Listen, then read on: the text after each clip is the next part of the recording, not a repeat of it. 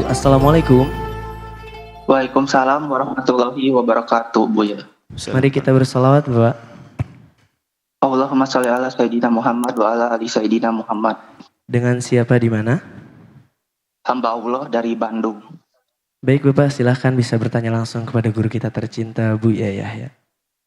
Assalamualaikum warahmatullahi wabarakatuh, Buya. Waalaikumsalam warahmatullahi wabarakatuh.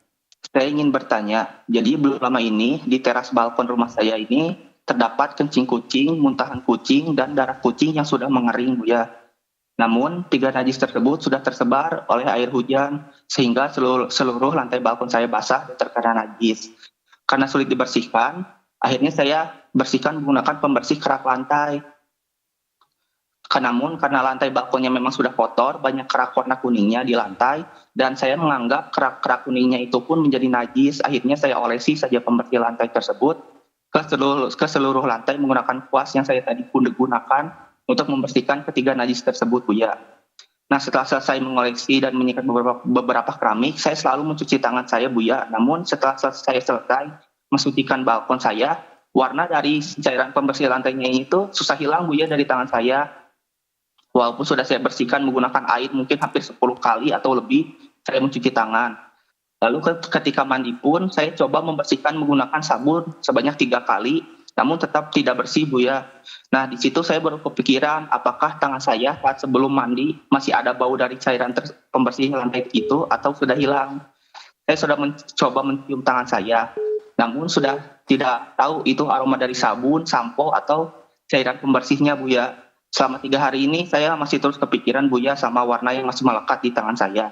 Akhirnya saya terpikirkan ide untuk memotong kuku saya yang masih pendek-pendek serta mengelupasi kulit saya menggunakan gunting kuku, sehingga sebagian jari saya ini ada yang berdarah karena kukunya sudah pendek, tapi saya masih paksa untuk dipotong beserta kulitnya agar warna najisnya bisa hilang dari jari saya, Buya.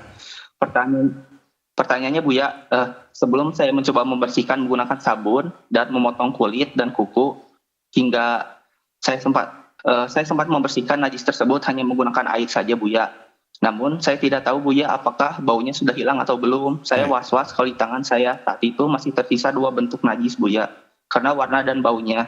Sedangkan setelah Baik. Syukran, Buya. Jadi maksud itu barangnya yang sebelum saya membersihkan menggunakan sabun atau menggunting kuku itu, barang-barangnya jadi najis tidak ya, Buya, kalau saya sentuh? Baik. Wassalamualaikum warahmatullahi wabarakatuh. Waalaikumsalam warahmatullahi wabarakatuh. Anda ingin jadi orang baik, tapi Anda melakukan cara yang salah, menyiksa diri Anda dengan ngelupasi kulit dan sebagainya. Itu tidak boleh dan itu haram. Anda harus mikirkan haram sampai ngelupasin kulit. Nggak boleh sampai berdarah-darah, adalah haram. Allah tidak menyiksa hambanya dalam beribadah. Adapun masalah kotoran kencing kucing dan kotoran kucing dan kencing kucing, ada 2 jawaban. Jawaban normal bagi Anda dan semua masyarakat Indonesia dengan ilmu bahwasanya ya, kencing kucing, kotoran kucing adalah najis, ada di lantai. Jelas najis. Akan tapi cara membersihkannya tidak harus sampai seperti itu. Cukup Anda hilangkan bentuknya. Setelah itu Anda bersihkan, Anda kerik bersihkan. Kemudian kalau perlu Anda sabun, biar lebih bersih. Kalau harus sabun, setelah itu Anda guyur dengan air. Ya, Anda bersihkan. Setelah itu Anda guyur dengan air yang mengalir. Anda curahkan. Sudah selesai. Untung-untung di cara membersihkannya adalah di saat mengeringkan sudah kering katanya. Ada keringkan sudah nggak ada bentuknya secara zahir. Dicumut nggak ada sudah. Adapun warna itu bukan najis. Warna najis bukan najis. Seperti contohnya baju putih Anda yang Anda jemur ternyata kena kotoran merpati. Kalau langsung dibersihkan mungkin bisa hilang. Tapi kalau dibiarkan sampai mengering di sore hari, lihat. Kalaupun Anda bersihkan masih meninggalkan sisa warna. Itunya warna najis bukan najis. Warna najis yang dikatakan warna yang menjadi najis, warna najis itu meninggalkan warnanya saja, bukan najisnya. Jadi bukan warna najis, itu warna. Bukan warna kan sudah dibersihkan sehingga sudah tidak najis lagi. Jadi maksud kami adalah sederhana. Sudah Anda bersihkan, kalau masih ada tinggal bentuk warnanya, sudah ada kerik, sudah ada sabun, sudah tinggal ada sisa warnanya, nggak usah dipikirin. Karena memang kotoran yang lama mengering tentu ada warnanya dong. Warnanya sudah selesai. Tidak usah kepikiran. Itu bagi Anda pendapat yang pertama yang kami hadirkan bagi orang normal. Jadi Anda yang sehat jangan sampai nanti kena was-was. Cukup kotoran manusia, kotoran kambing, Anda bersihkan. Setelah Anda bersihkan, kemudian setelah itu Anda untung-untung begini caranya.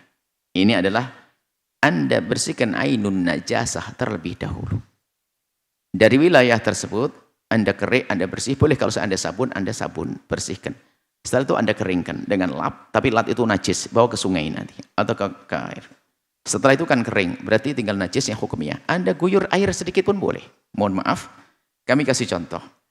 Anak Anda kok tiba-tiba buang air, atau ada kucing, ada ayam di tehel yang kelima, di keramik yang kelima. Anda pergi 2 hari, mengering. Maka cara mencucikannya tidak harus Anda guyur seluruh tempat.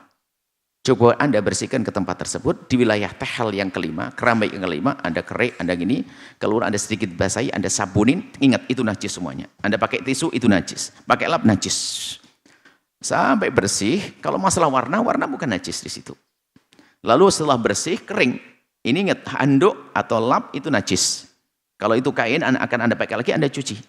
Nah, setelah lantai itu, Anda keringkan, dilap dengan tisu, lalu kering, maka ini tetap najis, tapanya hukumnya. Nah, kalau hukumnya itu enaknya, Anda mengguyurnya nggak harus sampai kemana-mana. Karena najis ini jadi najis hukumnya, cukup Anda tuangkan air segelas ke atas, yang penting rata, sudah selesai. Airnya pun suci, kalau Anda minum juga boleh.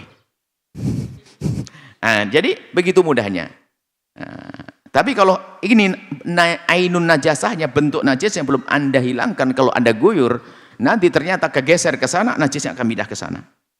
Ke pojok sebelahnya, maka najis kelihatan gimana? Tidak najis, kelihatan kuning di sana. Maka bersihkan dulu, setelah Anda kerik, Anda lap, perlu Anda sabun di wilayah itu saja, jangan kemana-mana. Setelah itu Anda tuangkan air, sudah selesai, menggenang di situ sudah suci, selesai. Tapi sepertinya Anda bukan orang golongan pertama, Anda lagi sakit. Anda sakit, karena Anda sakit, kami beri pendapat yang kedua, dan Anda harus dengar, Anda sakit sampai mengupas kulitnya. Kotoran anjing, ingat, bukan mazhab Syafi'i, ini mazhab beda. Anda yang normal sehat jangan ikut-ikutan. Kami memberikan ini untuk solusi orang sakit. Kalau Anda pengen ini, sakit dulu Anda. Coba nggak menjakin fatwa, jadikan fatwa umum, tidak. Bagi Anda spesial, Anda yang bertanya, maka kotoran anjing, kotoran kucing sama kencing kucing tidak najis, sudah selesai. Itu mazhab Imam Malik. Anda tidak usah pusing, paham? Supaya Anda tidak sampai ngelupasi kulit Anda. Tidak najis, selesai.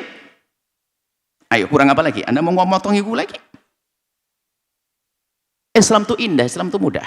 Tidak najis. Selesai ya. Anda tidak pusing lagi. Mohon maaf nih. Yang sehat nggak bisa ikut-ikutan. Ini adalah fatwa untuk orang sakit. Ada fatwa fikih dan sah. Tanggung jawab dalam urusan fikihnya. Anda orang sakit, lihat ini dia sakit. Bagaimana sampai dipotongi, kupikul pasti la ilallah innalillah. Tidak, Anda dengar. Kalau Anda tidak dengar omongan kami, Anda akan tersiksa nanti sepanjang waktu. Akhirnya nggak mau sholat. Karena tangannya bedih, luka semuanya. Awas, dengar. Kalau memang Anda orang sakit, ambil pendapat yang kedua ini. Selesai ya? Anda orang ingin berbuat baik, jangan sampai ada berbuat baik dengan susah. Sementara beragama itu mudah, dengan Allah itu mudah. Allah Maha Pengasih. Tapi syaratnya ada ilmunya. Ini kami sampaikan untuk Anda. Wallahu a'lam bishawab. Sahabat Al-Bahjah TV, setelah menyaksikan video ini, jangan lupa bersolawat kepada baginda Nabi Muhammad. Shollu ala Nabi Muhammad. Allahumma sholli alaihi wa ala alihi wa sahbihi.